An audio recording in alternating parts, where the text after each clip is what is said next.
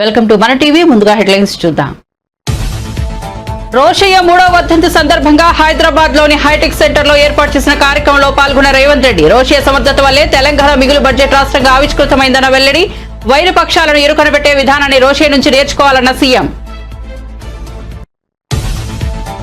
6 నెలల్లోనే ప్రభుత్వంపై ఇంత వ్యతిరేకత రావడం ఎప్పుడు చూడలేదన్న జగన్. సూపర్ 6 కాదు 7 లేదని జగన్ ఎద్దేవా. రాష్ట్రంలో వ్యవస్థలన్నీ నిర్వీర్యమైపోయాయని విమర్శ.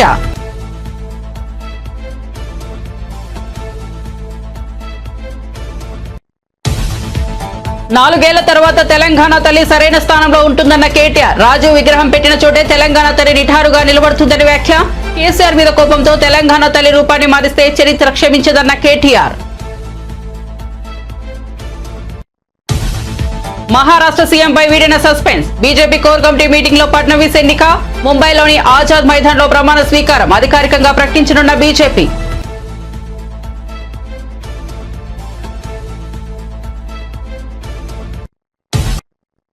ఇక వార్త వివరాల్లోకి వెళ్తే మహారాష్ట్ర ముఖ్యమంత్రి ఎంపికపై కొనసాగుతున్న సస్పెన్స్ ఎట్టకేలకు వేడిపోయింది. ముఖ్యమంత్రిగా బీజేపీ సీనియర్ నేత మాజీ ముఖ్యమంత్రి దేవేంద్ర ఫడ్నవీస్ ను ఆ పార్టీ ఎంపిక చేసింది. ఈ మేరకు బుధవారం జరిగిన పార్టీ కోర్ కమిటీ మీటింగ్ లో ఫడ్నవీస్ ను ఎన్నుకున్నట్లు పార్టీ వర్గీయులు తెలిపారు. దీనిపై సాయంత్రానికి అధికారిక పర్యటన వెలువడుతున్నట్టు సమాచారం. దీంతో అసెంబ్లీ ఫలితాలు వెలువడిన నాటి నుంచి కొనసాగుతున్న సస్పెన్స్ వేడింది. గురువారం ముంబైలోని ఆజాద్ మైదాన్ లో ఫడ్నవీస్ మహారాష్ట్ర ముఖ్యమంత్రిగా ప్రమాణ స్వీకారం చేయనున్నారు. డిప్యూటీ సీఎంలుగా ఏక్నాథ్ షిండే, అజిత్ పవార్లు కూడా ప్రమాణ స్వీకారం చేస్తారని తెలుస్తోంది. ఏడాది పాలనలో ఏం సాధించారని కాంగ్రెస్ నేతలు విజయోత్సవాలు జరుపుకుంటున్నారని కేంద్ర మంత్రి బండి సంజయ్ ప్రశ్నించారు. ఎక్స్ వేదికగా ఆయన స్పందిస్తూ కాంగ్రెస్ పార్టీ దృష్టిలో పిల్లలకు పురుగులన్నం పెట్టడం విజయమా, వారి చావులు ఉత్సవం, యువతకు ఉద్యోగాలు ఇవ్వకపోవడం విజయం, వారికి సంఖ్య లేకపోవడం ఉత్సవం, రైతులను మోసం చేయడం విజయం, వారికి ఉరితాళ్లేయడం ఉత్సవం, ఆడబిడ్డలకు ఆగం చేయడం విజయం, వారి కన్నీళ్లు ఉత్సవం, ఇల్లు ఇస్తామని మోసం చేయడం విజయం, ఉన్న ఇల్లు కూల్చడం ఉత్సవం, రుణమాఫీ చేస్తామని మాట తప్పడం విజయం, అప్పులకు నోటీసులు ఇవ్వడం ఉత్సవం. ఏడాది అరాచక పాలనే కాంగ్రెస్ విజయమా, ప్రజల చావులు గోసలే ఉత్సవమా? ఇవి విజయోత్సవాలు కాదు, వికృత ఉత్సవాలంటూ ట్వీట్ చేశారు. హైడ్రా మరో కీలక నిర్ణయం తీసుకుంది. ప్రభుత్వ ఆస్తుల పరిరక్షణలో ప్రజలను భాగస్వాములు చేయాలని, వారి నుంచి ఫిర్యాదులు స్వీకరించాలని నిర్ణయించింది. ఇందుకోసం ప్రతి సోమవారం హైడ్రా కార్యాలయంలో ఫిర్యాదుల స్వీకరణకు ఏర్పాట్లు చేయనున్నట్లు హైడ్రా చీఫ్ రంగనాథన్ తెలిపారు. వచ్చే ఏడాది నుంచి ప్రతి సోమవారం బుద్ధ భవన్ లో ఫిర్యాదులు స్వీకరించనున్నట్లు తెలిపారు. ప్రభుత్వ స్థలాలు, చెరువులు, నాలాలు, పార్కుల ఆక్రమణలకు సంబంధించి ఫిర్యాదు చేయాలని ప్రజలకు సూచించారు. గడిచిన 40 ఏళ్లలో హైదరాబాద్ లోని 45% చెరువులు ఆక్రమణలకు గురయ్యాయని రంగనాథ్ చెప్పారు. చెరువులతో పాటు వాటిలోకి నీటిని సరఫరా చేసే కాలువలు కూడా ఆక్రమించారని వివరించారు. చిన్నపాటి వర్షాలకే హైదరాబాద్ లోని పలు ఏరియాలు ముంపునకు గురవుతున్న విషయాన్ని ఆయన గుర్తు చేశారు. These weather radars have come up in various airports. If you see in Delhi, there was weather these radars are there. One is Safdarjung and the other is Palam airport, right? So now some are being added. So historically, the Doppler weather radars were located in the airports. Here also we have a Doppler weather radar at Begumpet Airport. So we requested the DG also that we should see the weather radars work on the principle of line of sight and various other things also. So assessing a tropical cyclone is easy by a weather radar because you have a very clear line of sight of 500 kilometers. But predicting rainfall in urban setting with a weather radar is quite difficult because there's a lot of vagaries associated with a smaller amount of area. So we need to have more infrastructure to have a better prediction. And once the infrastructure is more, and when the other features like lakes and streams or they are properly revived, which we are on that path. We have now taken a few lakes and we have started revival of such lakes. And once these are done, then probably we have the main problem is the disaster, urban flood. That is a major problem. So we are trying to put our efforts in mitigating this particular rainfall related, low intensive rainfall related disasters. So I think I've taken much of your time, sir. So with this I will conclude. And Hydra has just started its journey, and surely and steadily we are on the path of responding, as a better responder in times of disaster management or in respect to disaster management, most specifically to the city of Hyderabad. Thank you. కూటమి ప్రభుత్వంపై YCP అధినేత జగన్ విమర్శలు గుప్పించారు. ప్రభుత్వంపై ప్రజల్లో విపరీతమైన వ్యతిరేకత ఉందని ఆయన అన్నారు. ప్రభుత్వం ఏర్పాటైన 6 నెలల వ్యవధిలోనే ఇంత వ్యతిరేకత రావడం ఎప్పుడూ చూడలేదని చెప్పారు. సూపర్ 6 లేదు, 7 లేదని కూటమి నేతలను ప్రజలు ఎక్కడికక్కడ ప్రశ్నిస్తే పరిస్థితులు వచ్చాయని అన్నారు. తాడేపల్లిలో పార్టీ ప్రధాన కార్యదర్శులు, జిల్లాల అధ్యక్షులతో నిర్వహించిన సమావేశంలో మాట్లాడుతూ ఆయన ఈ వ్యాఖ్యలు చేశారు. రాష్ట్రంలో వ్యవస్థలన్నీ నిర్వీర్యం అయిపోయాయని జగన్ అన్నారు. ఫీజు రీయింబర్స్మెంట్ పెండింగ్ లో ఉందని, జనవరి వస్తే 2,800 కోట్లు పెండింగ్ అవుతుందని చెప్పారు. వసతి దీవెనకు 1,100 కోట్లు పెండింగ్ లో ఉందని అన్నారు. 9 నెలలుగా ఆరోగ్యశ్రీ బకాయిలు ఉన్నాయని చెప్పారు. 4 నెలలుగా 104, 108 ఉద్యోగులకు జీతాలు ఇవ్వడం లేదని అన్నారు. రాష్ట్ర వ్యాప్తంగా ఉన్న అన్ని కలెక్టర్ల అన్ని జిల్లాల్లోనూ రైతుల తరపున వైఎస్ఆర్సీపీ రైతులకు సంబంధించిన ప్రధానమైన అంశాలు, ధాన్యం సేకరణలో రైతన్నలకు జరుగుతా ఉన్న అన్యాయాన్ని ప్రశ్నిస్తూ, ధాన్యం సేకరణలో కనీస పెట్టుబడి ధర ఖచ్చితంగా ప్రభుత్వం వైపు నుంచి వచ్చేట్టుగా ఒత్తిడి తీసుకొచ్చే దాంట్లో భాగంగా కనీస మద్దతు ధర రైతులకు ఖచ్చితంగా వచ్చేట్టుగా చేస్తూ, రైతులకు సంబంధించిన ఆ ప్రస్తావనతో పాటు పెట్టుబడి సహాయం కింద 20,000 రూపాయలు ఏదైతే రైతులకు ఇస్తామని చెప్పారో ఆ 20,000 రూపాయలకు సంబంధించి పెట్టుబడి సహాయం రాష్ట్ర ప్రభుత్వం, చంద్రబాబు నాయుడు గారి ప్రభుత్వం ఇవ్వని పరిస్థితుల నేపథ్యంలో దానిని కూడా గట్టిగా డిమాండ్ చేస్తూ, ఈ రెండే కాకుండా ఉచిత పంటల బీమా ఏదైతే రైతులకు ఇంతవరకు అందుతా ఉన్న పరిస్థితి ఏదైతే ఉందో రద్దు చేసిన నేపథ్యంలో ఉచిత పంటల బీమా మళ్ళీ ఖచ్చితంగా రైతులకు మళ్ళీ వర్తింప చేయాలి అనే డిమాండ్తో, ప్రధానంగా ఈ 3 డిమాండ్లతో డిసెంబర్ 11వ తారీఖున ప్రతి జిల్లాలోనూ వైఎస్ఆర్సీపీ అక్కడి జిల్లా కలెక్టర్లను కార్యాలయాలకు సంబంధించి కలెక్టర్లకు రిప్రజెంటేషన్ ఇచ్చే కార్యక్రమానికి రైతులందరితో కలిసి ర్యాలీగా వెళ్ళి కలెక్టర్లకు రిప్రజెంటేషన్ ఇచ్చే కార్యక్రమం డిసెంబర్ 11వ తారీఖున వైఎస్ఆర్ కాంగ్రెస్ పార్టీ చేస్తుంది. అదేవిధంగా డిసెంబర్ 27వ తారీఖున రాష్ట్ర ప్రభుత్వం, చంద్రబాబు నాయుడు గారి ప్రభుత్వం ఏదైతే కరెంటు ఛార్జీల బాదుడు కార్యక్రమం ఏదైతే చేసిందో, ఎన్నికలప్పుడు తాను కరెంటు ఛార్జీలు తగ్గిస్తాను అని చెప్పి ప్రజలను మోసం చేస్తూ ఆయన చేసిన అనేక మోసాలలో సూపర్ 6లు, సూపర్ 7లు ఎలాగో గాలికి ఎగిరిపోయాయి. ఆ కార్యక్రమం అనేది గాలికి ఎగిరిపోయి ఈ బాదుడు కార్యక్రమం చంద్రబాబు నాయుడు గారు తీసుకొచ్చిన ఈ నేపథ్యంలో కరెంటు ఛార్జీలు తగ్గకపోగా కరెంటు ఛార్జీలు బాదుడు పేరుతో పెంచిన నేపథ్యంలో ప్రజల తరపున పెంచిన ఈ కరెంటు ఛార్జీలను తగ్గించమని చెప్పి, పెంచబోయే ఈ కరెంటు ఛార్జీలను జనవరి మాసంలో ఇంకా ఫర్దర్గా పెంచబోయే ఈ కరెంటు ఛార్జీలను ఇంకా ఫర్దర్గా తగ్గించమని చెబుతూ, రేవంత్ రెడ్డి నువ్వెన్ని కథలు పడ్డా 4 ఏళ్ల తర్వాత తెలంగాణ తల్లి సరైన స్థానంలో ఉంటుందని బీఆర్ఎస్ వర్కింగ్ ప్రెసిడెంట్ కేటీఆర్ అన్నారు. రాహుల్ గాంధీ తండ్రి రాజీవ్ గాంధీ విగ్రహాన్ని ఎక్కడైతే పెట్టారో అక్కడ తెలంగాణ తల్లి ఖచ్చితంగా నిఠారుగా నిలబడుతుందన్నారు. తెలంగాణ భవన్ లో ఏర్పాటు చేసిన మీడియా సమావేశంలో మాట్లాడుతూ మూర్తి భవించిన స్త్రీగా తెలంగాణ తల్లిని కేసీఆర్ రూపొందించారన్నారు. కానీ కేసీఆర్ మీద కోపంతో తెలంగాణ తల్లి రూపాన్ని మారిస్తే చరిత్ర క్షమించదని హెచ్చరించారు. అధికారం ఎవరికీ శాశ్వతం కాదని గుర్తించుకోవాలన్నారు. నాడు ఇందిరాగాంధీ ప్రతిష్ఠించిన భారతమాత రూపాన్ని వాజ్పేయి అధికారంలోకి వచ్చాక మార్చలేదన్నారు. దేశంలో ఎన్ని చోట్ల అధికార మార్పిడి జరిపినప్పటికీ ఆయా రాష్ట్రాల విగ్రహాల రూపును మార్చలేదన్నారు.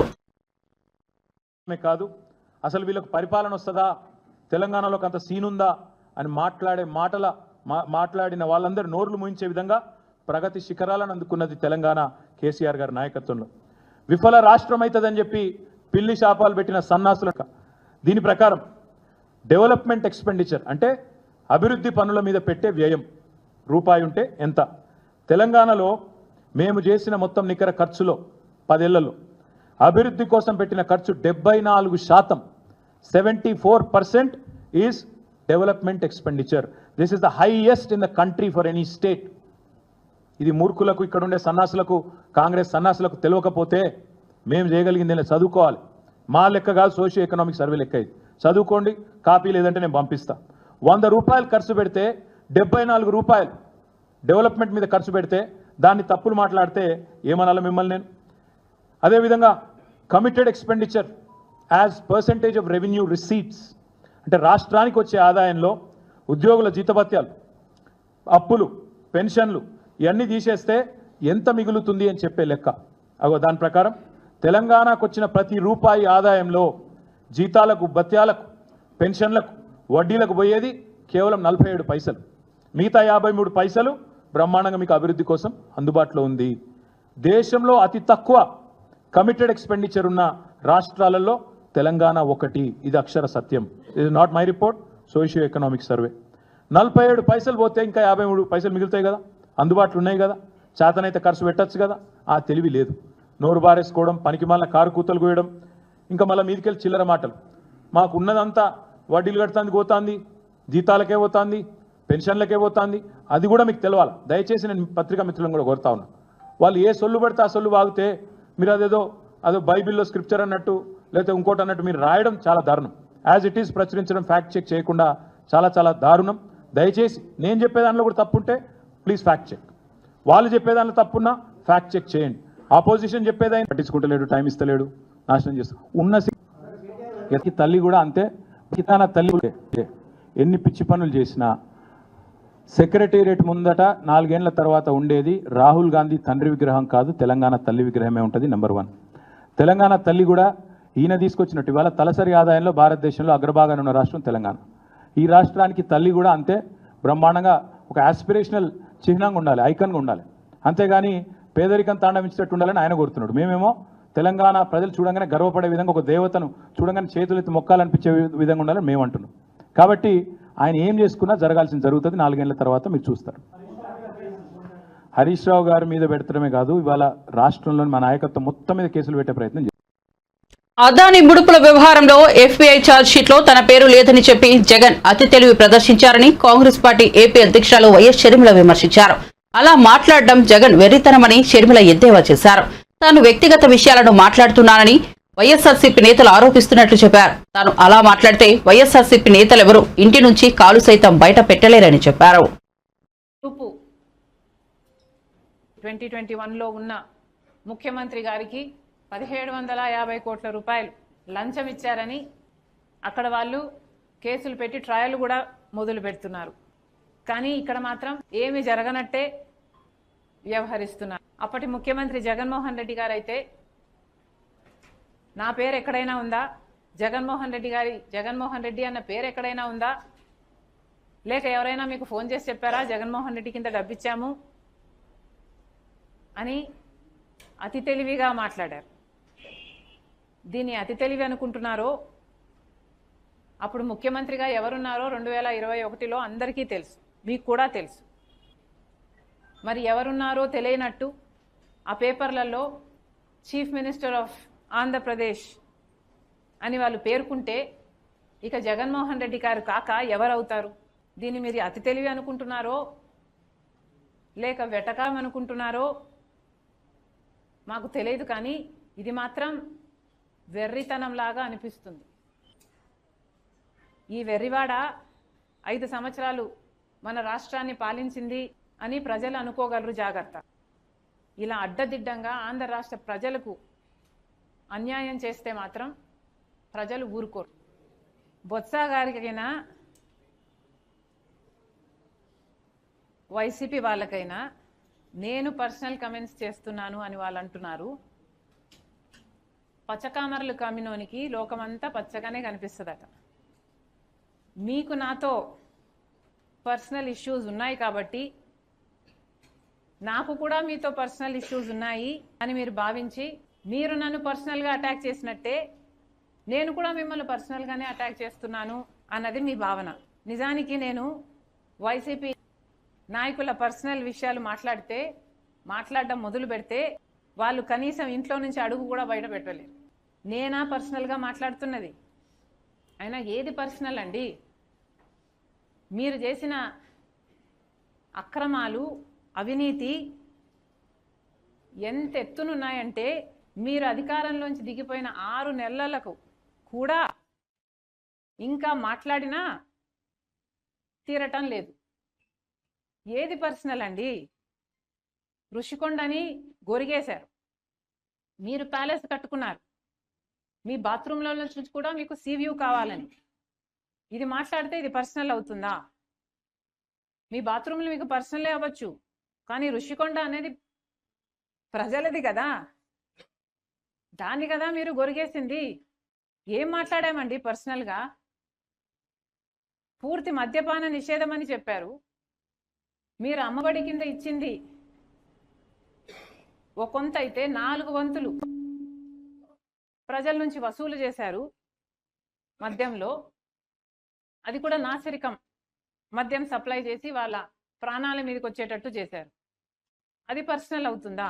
అదానితో మీరు చేసుకున్న డీలు 1750 కోట్ల రూపాయలని నేనేదో కనుక్కోలేదండి, అమెరికాలో కనుక్కున్నారు. అది మేము ఎత్తి చూపితే అది పర్సనల్ అవుతుందా? గంగవరం పోర్టు రాజశేఖర రెడ్డి గారు 30 సంవత్సరాలలో పోర్టు మళ్ళీ ప్రభుత్వం చేతుల్లోకి రావాలి అని ఉద్దేశిస్తే మీరు మాత్రం అదానికి కేవలం 600 కోట్ల రూపాయలకు 9000 కోట్లు విలువ చేసే ప్రాజెక్టుని షేర్ని మీరు 600 రూపాయలకు కట్టబెట్టేశారు. 15 సంవత్సరాలు అయ్యేపోయింది. ఇంకో 15 సంవత్సరాలకు ఆ ప్రాజెక్టు, ఆ పోర్టు మళ్ళీ ప్రభుత్వం చేతిలోకి వచ్చేది. అది మేము మాట్లాడితే ఇది పర్సనల్ అవుతుందా? పోనీ ఏది పర్సనల్ అవుతుందో చెప్పండి. వివేకానంద రెడ్డి గారి గురించి మాట్లాడితే పర్సనల్ అవుతుందా? వివేకానంద రెడ్డి గారు ప్రజల మనిషి కాదా? మరి అలాంటి వాడు, అంత గొప్ప నాయకుడు వివేకానంద రెడ్డి గారు ఈయనను హత్య చేయించారు అని సిబిఐ అవినాష్ రెడ్డిని ఛార్జ్ షీట్ లో చేరిస్తే అలాంటి వాళ్ళని మీరు పక్కన పెట్టు. వైసీపీ సోషల్ మీడియా కార్యకర్తలపై అక్రమ కేసులు పెడుతున్నారని ఆ పార్టీ నేత మాజీ ఎంపీ మార్గాని భరత్ మండిపడ్డారు. అక్రమ కేసులతో అరెస్ట్ చేసి పోలీస్ స్టేషన్లో చిత్రహింసలు పెడుతున్నారని అన్నారు. వర్షాలతో రాజమండ్రి రోడ్లు మునిగితే ప్రశ్నించకూడదా అని అడిగారు. దళిత యువకుడిపై అక్రమ కేసు పెట్టి హింసించారని దుయ్యబట్టారు. రాష్ట్రంలో దళితులకు రక్షణ లేకుండా పోయిందని భరత్ అన్నారు. దళిత యువకుడిని బాజీలాల్ అనేసి దారుణంగా కొట్టారని, దుస్తులు ఉడయించి మహిళా కానిస్టేబుల్ ఎదుట కూర్చోబెట్టారని మండిపడ్డారు. పరువు పోయిందని బాధితుడు ఆత్మహత్య చేసుకోవాలనుకున్నారని ఆవేదన వ్యక్తం చేశారు. ఈ ఘటనపై మానవ హక్కుల సంఘానికి ఫిర్యాదు చేస్తామని చెప్పారు. టీడీపీ ఎమ్మెల్యే ఆదిరెడ్డి వాసు ప్రోద్బలంతోనే దళిత యువకుడిని హింసించారని ఆరోపించారు. పోస్టులు పెట్టాడు. ఈ బ్రదరన్ చర్చ్ దగ్గర ఇలా మునిగిపోయింది. మీ కూటమి ప్రభుత్వం వచ్చిన తర్వాత నాడు నేడు గతంలో మేమున్నప్పుడు ఏ రకంగా ఉన్నాయి ఇవన్నీ కూడా పెట్టాడు. పెట్టిన దానికి ఈ అబ్బాయిని ఎంత దారుణంగా అసలు 41 నోటీస్ ఇవ్వడానికని పిలిపించుకొని ఉదయం తీసుకుని రాత్రి దాకా స్టేషన్ సెల్లో బట్టలు ఊడదీసిన ఫోటోలు కూడా కనబడుతున్నాయి. అవి కూడా మీకు చూపిస్తాను. అసలు ఫస్ట్ ఈ అబ్బాయి ఏం పోస్ట్ పెట్టాడో ఒకసారి వీడియో పెట్టండి. ఆ పోస్ట్ ఏం పోస్ట్ పెట్టాడు, దాని తర్వాత ఈ అబ్బాయిని ఏ రకంగా ఇచ్చేశారు ఈ పోస్ట్ పెట్టాడు. గతంలోని ఈ పార్టీ వర్షం పడితే ఊరంతా నీట మునిగేది. కానీ ఈ రోజున నీరు అనేది నిలబడుతున్న ఒక హాఫ్ అన్ అవర్ లో నీరు బయటకు పరిస్థితి. ఇది ఒక నెల రోజులుగా అదే పని మీద ఏదైతే డ్రైనేజ్ వ్యవస్థ పైన ప్రక్షాళన చేస్తూ పారిశుధ్యాన్ని ఎప్పటికప్పుడు సమీక్షిస్తూ డీసీటింగ్ మీద ప్రాధాన్యత ఇవ్వడం వల్ల ఈ యొక్క నెల రోజుల కార్యక్రమం ఈ రోజు మీరు ఈ పాయింట్ వర్షానికి కూడా చూడవచ్చు రోడ్లు ఎలా ఉన్నాయంటే. అంటే ఈ రకంగా ఉన్నాయి. ఎమ్మెల్యే గారికి చెప్తున్నాడు, ఇంకో బాబు రాజమండ్రి ఈ రకంగా ఉంది, ఈ పాటి వర్షానికి ఇంకో నీళ్లు ఇంకా ఉన్నాయని చెప్పేసి చూపిస్తున్నాడు. దానికి స్టేషన్ లో కేసు పెట్టడం, ఈ అబ్బాయిని కూడా అరెస్ట్ చేసి సెల్లో వేసిన వీడియో కూడా ఒక్కసారి పెట్టండి అన్న. ఈ అబ్బాయిని ఏ రకంగా పెట్టారు. ఇది ప్రకాష్ నగర్ పోలీస్ స్టేషన్. ఆ పోలీస్ స్టేషన్ లో ఆ పిల్లోడిని సాగర్, ఈ అబ్బాయిని దళితుడు, అందులోనూ బీఎస్సీ బీఈడీ చదువుకున్నాడు ఈ అబ్బాయి. ఈ అబ్బాయిని తీసుకెళ్లి ఇలాగా లోపల పెట్టిన సందర్భం, అదిగోండి ఆ షర్ట్ కూడా తీసి కూర్చోబెట్టింది. ఆ పక్కనే మహిళా కానిస్టేబుల్ ఉన్నారు, అంటే లేడీ కానిస్టేబుల్ ఎదురుగుండా పెట్టిన సందర్భం. అసలు మనం ఆంధ్రప్రదేశ్ రాష్ట్రంలో ఉన్నామా ఎక్కడున్నామని అడుగుతా ఉన్నా. దీన్ని ఇంత తేలిగ్గా వదిలే సమస్య కాదు. ఇది ఒకటే విషయం అని కాదండి, ఇది ఒక ఉదాహరణ. రాజమండ్రిలో పట్ట పగలన ఈ అబ్బాయి ఏం చేశాడనండి, ఏం పెద్ద తప్పు చేశాడని క్వశ్చన్ చేస్తే మా ఇంటి బయట మొత్తం అంతా కూడా చెరువులా నీళ్లు నిండిపోయి ఉన్నాయి వర్షానికని క్వశ్చన్ చేసి ఫేస్బుక్ లో పోస్ట్ పెడితే ఈ రకంగా అరెస్టులు చేస్తారా అని అడుగుతా ఉన్నా, బట్టలు ఉండదీసి కూర్చోబెడతారా అని అడుగుతా ఉన్నా. 4th టౌన్ పోలీస్ స్టేషన్ లో సిఐ బాజీలాల్ అని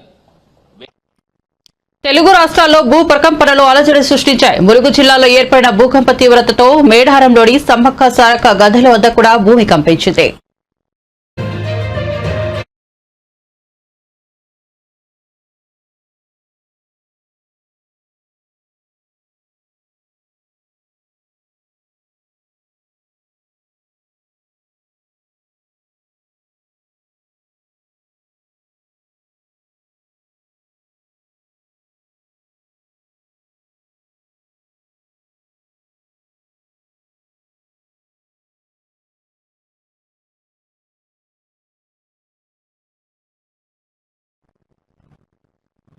తెలంగాణ వ్యాప్తంగా ఉమ్మడి ఖమ్మం, రంగారెడ్డి, వరంగల్, కరీంనగర్, జనగామ, పెద్దపల్లి, మహబూబాబాద్ జిల్లాల పరిధిలో భూ ప్రకంపనలు వచ్చాయి. ములుగు జిల్లా మేడారంలో భూకంప కేంద్రాన్ని గుర్తించారు. దీని తీవ్రత రిక్టర్ స్కేల్ పై 5.0గా నమోదైంది. పెద్దపల్లి జిల్లా కేంద్రంతో పాటు సుల్తానాబాద్ పట్టణంలో భూమి కంపించింది. ఆ దృశ్యాలు సీసీ కెమెరాల్లోని నమోదయ్యాయి. మంత్రిలో ఉదయం 7:22 2-3 సెకండ్ల పాటు భూమి కంపించింది. దీంతో ప్రజలు భయాందోళనకు గురయ్యారు. ఇల్లు, అపార్ట్మెంట్ల నుంచి బయటకు పరుగులు తీశారు. పలు చోట్ల ఇళ్లలో వస్తువులు కింద పడ్డాయి. సీసీ రోడ్లకు పగుళ్లు ఏర్పడ్డాయి.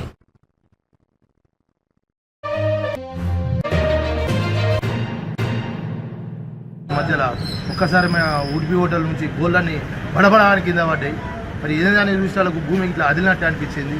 మరి ఇది కాలం గారు బ్రహ్మం గారు రాసిన చరిత్ర కావచ్చు, ఏం కావచ్చు, భూకంపాలు ఇట్లా అతుడుకోకట అనేది మరి కలియుగం అనేది నాశనం అవుతుందా ఉంటుందా తెలియదు. లేకుంటే పరిహార్యానం లేకుండా మరి ఏ విధంగా మరి ఇట్లా భూకంపం మొత్తం దిగిపోతుంది. ఇదివరకు ఎక్కడో జరిగినప్పుడు ప్రత్యేకంగా మా కళ్ళ ముందే మా మంత్రి ప్రాంతాలు ఒక్కటేసారి మా బోళ్ళని కింద వాడు. ఇది ఘోరమైన పరిస్థితి. అస్నాపురం కాలనీలోని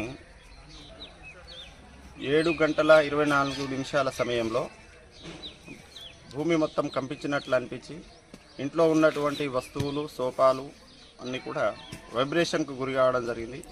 భూమి మొత్తం కూడా కంపించినట్లుగా అనిపించింది. ఈ కంపించినటువంటి ఈ సమయంలో ఇంట్లో ఉన్నటువంటి వ్యక్తులందరూ కూడా భయానికి గురై, భయభ్రాంతులకు గురై ఇంట్లో నుండి ఒక్కసారిగా బయటికి పరిగెత్తుకొని రావడం అనేటువంటిది జరిగింది. ఏందా అని గమనిస్తే బయటికి వచ్చినటువంటి తర్వాత కూడా ఇల్లు, ఇంటికి ఉన్నటువంటి గేటు ఇవన్నీ కూడా వైబ్రేషన్కు గురై ఒక రకమైనటువంటి శబ్దాన్ని ఉత్పత్తి చేస్తున్నాయి. ఏంటా అని తేటుకునే లోపే భూకంపం వచ్చినట్లుగా నిర్ధారించుకున్నాము. అదే సమయంలో మా చుట్టుపక్కల ఉన్నటువంటి ఇళ్లలో ఉన్నటువంటి వ్యక్తులందరూ కూడా, ప్రజలందరూ కూడా భయభ్రాంతులకు గురై ఒకటేసారి బయటికి వచ్చి రోడ్డు మీద. తిరుపతి జిల్లా శ్రీకాళహస్తి మండలంలో విస్తారంగా వర్షాలు కురుస్తున్నాయి. రామాపురం చెరువుకు పెద్ద ఎత్తున వరద నీరు చేరడంతో కట్ట తెగి నీరంతా పొలాల మీదుగా ప్రవహిస్తోంది. దీంతో దిగువ ప్రాంతాల్లోని వ్యవసాయ పొలాలు నీట మునిగాయి. సకాలంలో స్పందించిన అధికారులు తెగిన ప్రాంతంలో ఇసుక బస్తాలతో రింగ్ బండ్ ఏర్పాటు చేసేందుకు చర్యలు చేపట్టారు.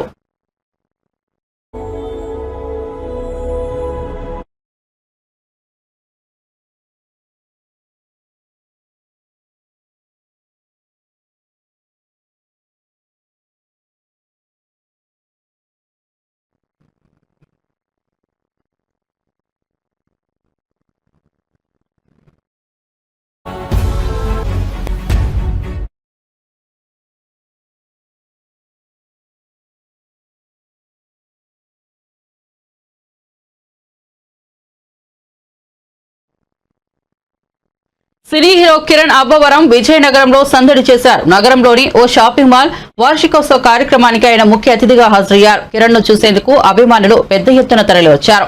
కేరింతలు కొడుతూ ఆయనతో సెల్ఫీలు దిగేందుకు పోటీపడ్డారు. కా సినిమాని హిందీలో విడుదల చేసేందుకు సన్నాహాలు జరుగుతున్నాయని కిరణ్ చెప్పారు.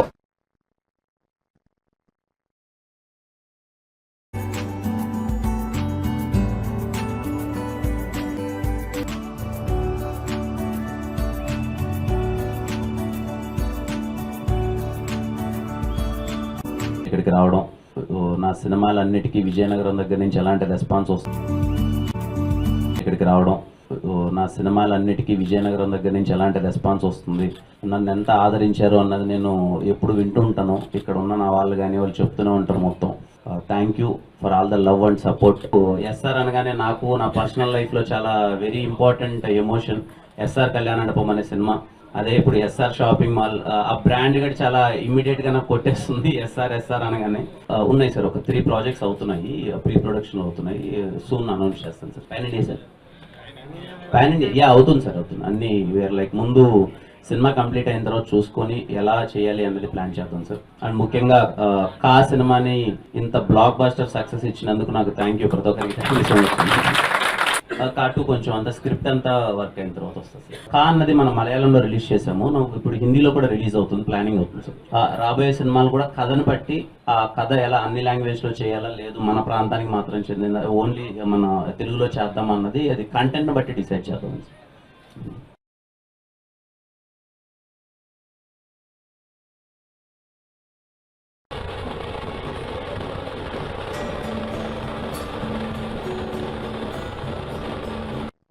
బులెటిన్ ముగించే ముందు హెడ్లైన్స్ మరోసారి చూద్దాం. రోషయ్య 3వ వర్ధంతి సందర్భంగా హైదరాబాద్ లోని హైటెక్ సెంటర్ లో ఏర్పాటు చేసిన కార్యక్రమంలో పాల్గొన్న రేవంత్ రెడ్డి. రోషయ్య సమర్థత వల్లే తెలంగాణ మిగులు బడ్జెట్ రాష్ట్రంగా ఆవిష్కృతమైందన్న వెల్లడి. వైరు పక్షాలను ఇరుకనబెట్టే విధానాన్ని రోషయ్య నుంచి నేర్చుకోవాలన్న సీఎం.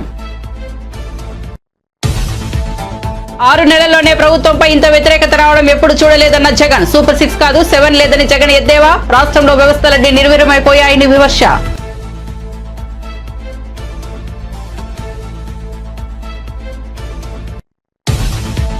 నాలుగేళ్ల తర్వాత తెలంగాణ తల్లి సరైన స్థానంలో ఉంటుందన్న కేటీఆర్. రాజు విగ్రహం పెట్టిన చోటే తెలంగాణ తల్లి నిఠారుగా నిలబడుతుందని వ్యాఖ్య. కేసీఆర్ మీద కోపంతో తెలంగాణ తల్లి రూపాన్ని మారిస్తే చరిత్ర క్షమించదన్న కేటీఆర్. మహారాష్ట్ర సీఎంపై వీడిన suspense. BJP core committee meeting లో ఫడ్నవీస్ ఎన్నిక. ముంబైలోని ఆజాద్ మైదాన్ లో ప్రమాణ స్వీకారం అధికారికంగా ప్రకటించనున్న బీజేపీ.